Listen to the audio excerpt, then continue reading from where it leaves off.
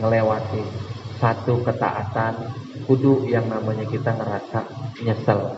Tapi di balik rasa sesal harus ada azam, harus ada nahdoh di dalam hati, pengen bangkit, pengen memperbaiki kesalahan-kesalahan kita yang udah lalu, biar ntar kehidupan kita besok ataupun lusa kudu menjadi lebih baik daripada hari ini. Itu wajib ada di dalam hati. Kalau enggak begitu, itu namanya gurur. Kita terkena daripada tipu dayanya setan. Dan terakhir, kata Imam Abu Muhammad Abdullah bin Abi Jamroh dalam kitab Bahjatun Nufus, kita udah tua,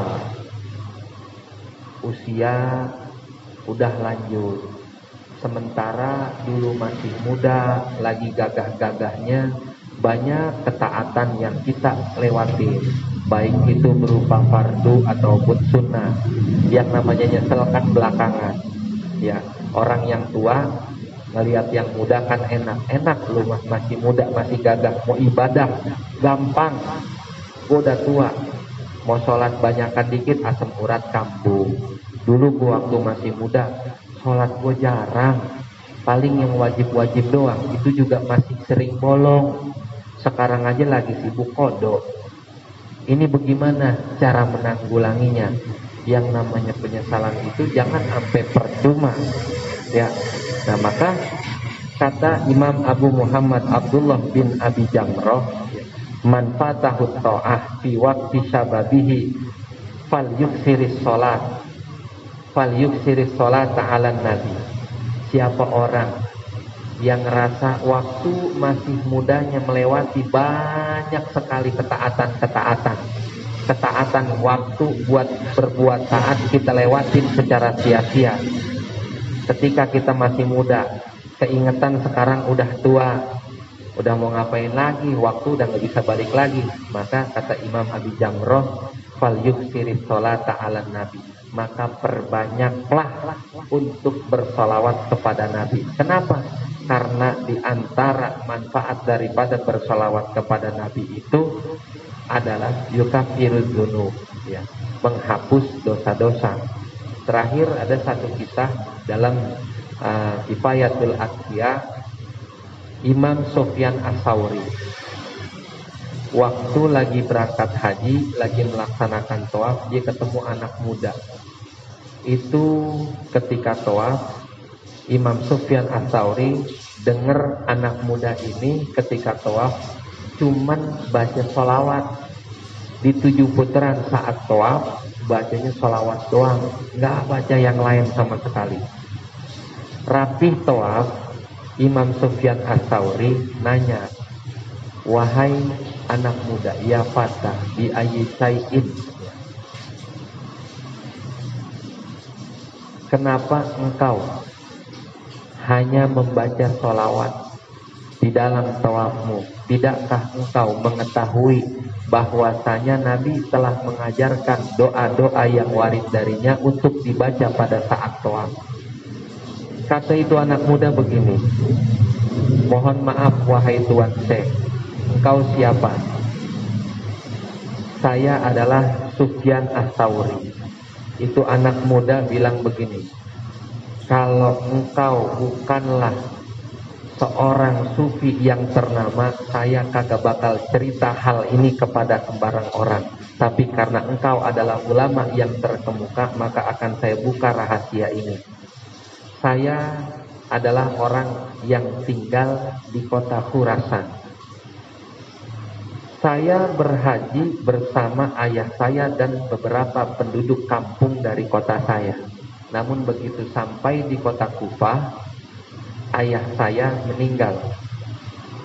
Ketahuilah wahai Tuan Syekh bahwasanya ayah saya ini fisiknya tinggi dan mempunyai kulit yang putih bersih.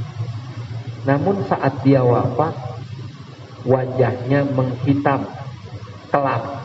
Maka saya tutupi dengan kain untuk menutupi wajahnya. Dalam kesedihan saya tertidur. Ketika saya tertidur, datang seseorang di dalam mimpi saya berpakaian putih dengan wajah yang sangat bersinar.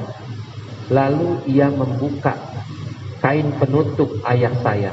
Yang saya lihat pada saat itu adalah ayah saya, wajahnya seperti keledai. Lalu orang tersebut mengusap wajah ayah saya. Ketika ia usap, maka wajah ayah saya kembali menjadi bersih bersinar. Dia tersenyum kepada saya.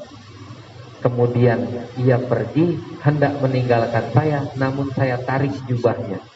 Lantas saya tanya, siapakah engkau gerangan wahai Tuan Syekh?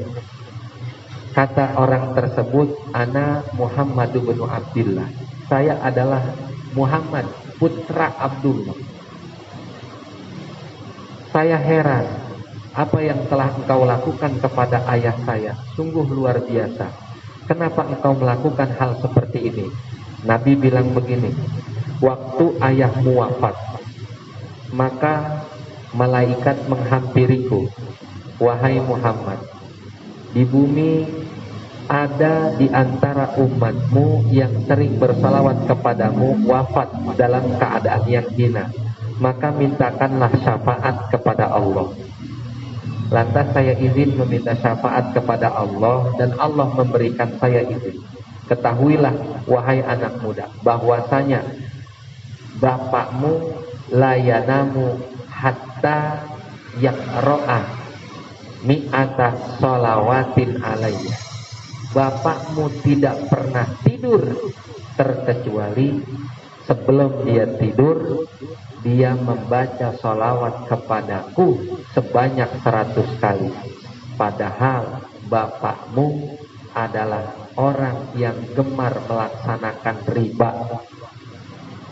Dosa riba, Pak, itu disamakan dengan berzina kepada ibu kandung sendiri.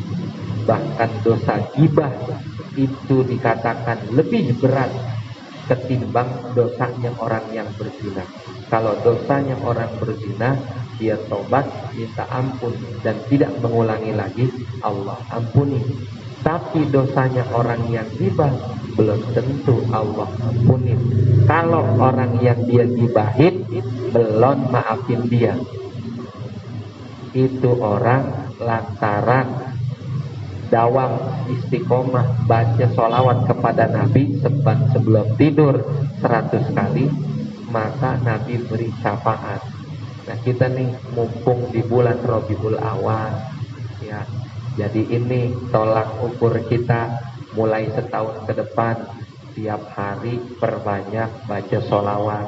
Tapi ingat, sekali lagi saya ngomong, buat koreksian diri kita, bahwasanya tidak setiap orang dapat membaca sholawat kecuali Allah dan Nabi-Nya mengizinkan. Jadi kalau saban hari-hari kita kagak pernah baca sholawat,